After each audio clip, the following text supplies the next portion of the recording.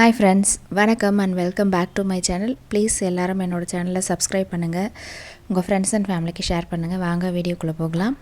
வீடியோக்குள்ளே போகிறதுக்கு முன்னாடி எஜுக்விஸ்ட் அப்படிங்கிற ஒரு டிஜிட்டல் மார்க்கெட்டிங் கோர்ஸை பற்றி நம்ம பார்த்துடலாம்.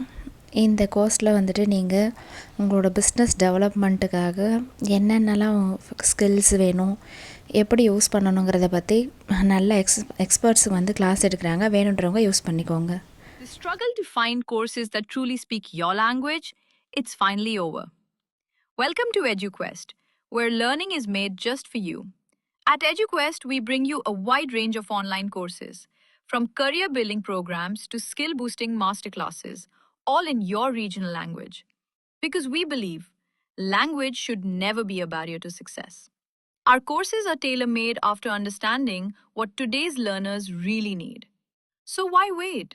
Start learning the smarter, simpler way only with EduQuest. Visit eduquest.courses and explore your next course today.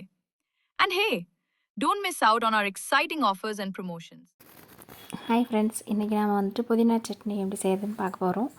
புதினா சட்னி இதுக்கு முன்னாடி நான் என்னுடைய வீடியோவில் போட்டிருக்கேன். ஆனால் இது வந்துட்டு வேறு மாதிரி அரைக்கலான்ட்டு ட்ரை பண்ணேன். இதுவும் ரொம்ப நல்லா இருந்துச்சு. வாங்க எப்படி செய்கிறதுன்ட்டு பார்க்கலாம். முதல்ல வந்துட்டு ஆயில் நல்லா ஹீட் ஆகட்டும்னு ஒரு கைப்பிடி அளவு உளுத்தம்பருப்பு, ஒரு கைப்பிடி அளவு கடலைப்பருப்பு போட்டு நல்லா பொன்னிறமாக வறுத்துக்கலாம். இது நல்லா வறுந்ததும் நம்ம வந்துட்டு தேவையான அளவு காரத்துக்கு ஏற்ற மாதிரி காஞ்ச மிளகாவும் பச்சை மிளகாவும் ஆட் பண்ணிக்கலாம்.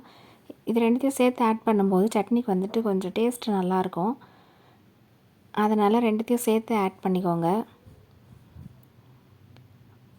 ஒரு பச்சை மிளகாய், 2-3 காஞ்ச மிளகாய் போட்டிருக்கேன். உங்களுக்கு வந்துட்டு காரத்துக்கு ஏற்ற மாதிரி தேவையான அளவு ஆட் பண்ணிக்கோங்க.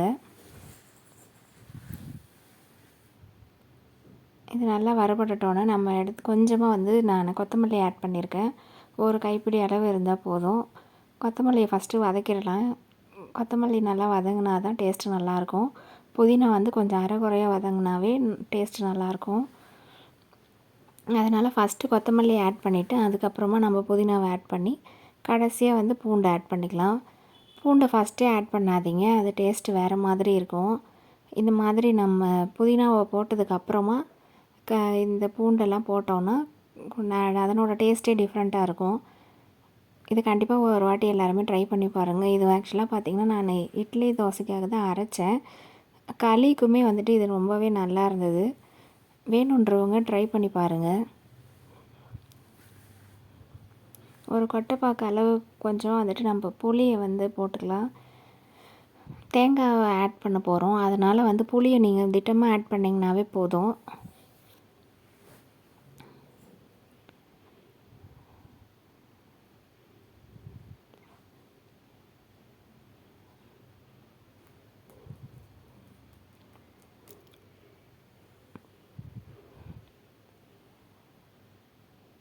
இந்த மாதிரி கொஞ்சமாக வதங்கி வந்துட்டாவே போதும், நல்லா டேஸ்ட்டாக இருக்கும்.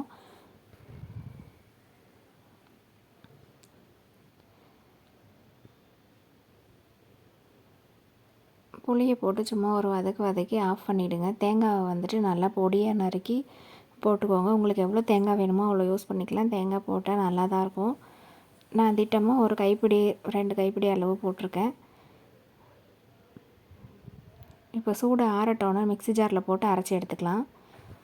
நம்ம சட்னி ரெடி ஆகிடுச்சு. இது இட்லி தோசை ஆக்சுவலாக களிக்குமே ரொம்பவே நல்லா இருந்துச்சு. கண்டிப்பாக எல்லோரும் ட்ரை பண்ணி பாருங்கள். தேங்க்யூ.